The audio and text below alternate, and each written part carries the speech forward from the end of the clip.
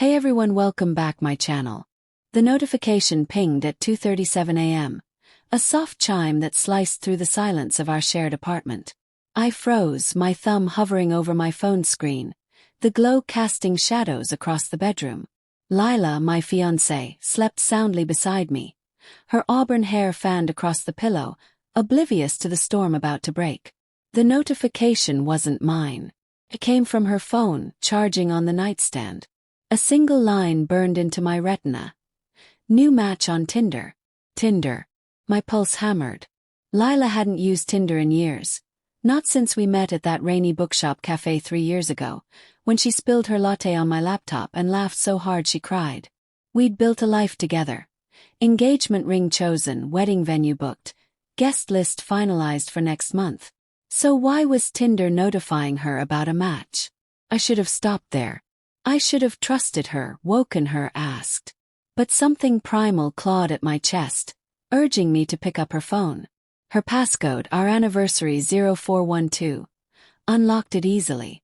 The Tinder app glowed like a warning sign. Her profile stared back at me. Lila, 29. Just here for fun. No strings. Recent activity. Messages. Dozens of them. My stomach churned. I scrolled, each word a dagger.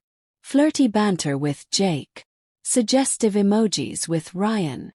Plans to meet Evan at a bar downtown tomorrow night. This wasn't a relic from her single days. This was active. This was now. I set the phone down, hands shaking. Lila stirred, murmuring something about flowers in her sleep. Flowers for our wedding, maybe. Or for someone else. I didn't sleep that night. By dawn I'd made a decision. Not to confront her, not yet. I needed proof. I needed to know how deep this went. And so, I did something I never thought I'd do. I became someone else. My name is Ethan Caldwell, 31, a graphic designer with a knack for details. That morning I used every skill I had to craft Noah, a fictional 30-year-old architect with a chiseled jawline, thanks to stock photos, and a bio dripping with charm.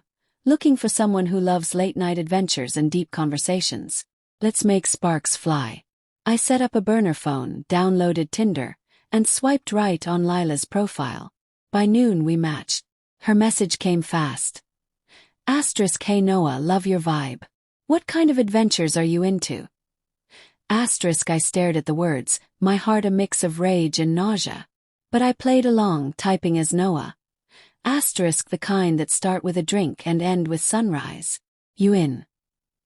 Asterisk, she was. We bantered, her flirty, me calculated. Within hours, she suggested meeting at the Rusty Anchor, a bar I knew she loved. Tomorrow 8 p.m. The same night she'd planned to meet Evan. I wasn't sure if I was brilliant or insane. Catfishing my own fiancé felt like stepping into a thriller novel, but I couldn't stop. I needed to see her cross that line with my own eyes. I needed undeniable truth before I blew up our life. The next day, I told Lila I had a late client meeting. She kissed me goodbye, her lips soft and familiar, and said she'd be catching up with her friend Sarah. The lie slid off her tongue so easily. I almost admired it. I spent the day prepping. A baseball cap, glasses I didn't need, and a corner booth at the Rusty Anchor reserved under a fake name. I'd watch from the shadows, phone ready to record if needed. At 7:45 p.m. I was in place, nursing a soda, my eyes glued to the door. Lila walked in at 8:03, her green dress hugging her curves, the one I'd said made her look like a goddess. She scanned the room, phone in hand, likely texting Noah or Evan. I'd already messaged her as Noah, claiming a last-minute work delay but promising to be there by 8:30. She sat at the bar, ordered a gin and tonic, and waited. Then he arrived. Not Noah, not me, but Evan. I knew it was him from the Tinder profile I'd glimpsed on her phone. Tall, blonde, cocky smile. He slid onto the stool beside her, his hand grazing her back as he leaned in to whisper something. She laughed, tossing her hair, the way she used to with me.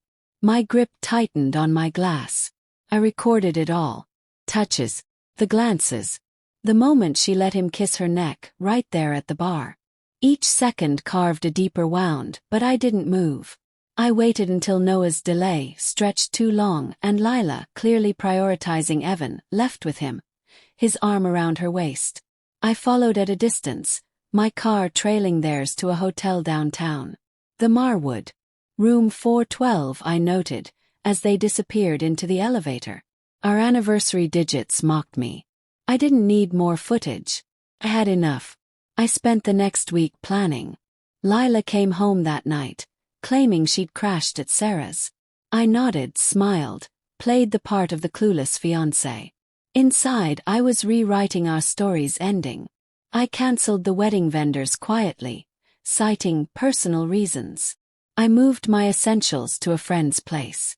And I invited our closest friends and family to what they thought was a pre-wedding surprise party at our favorite rooftop venue, the Starlight Terrace. The night of the party, Lila wore the same green dress, oblivious to its significance. Guests mingled, champagne flowed, and I took the stage, microphone in hand. Lila beamed, expecting a toast to our love.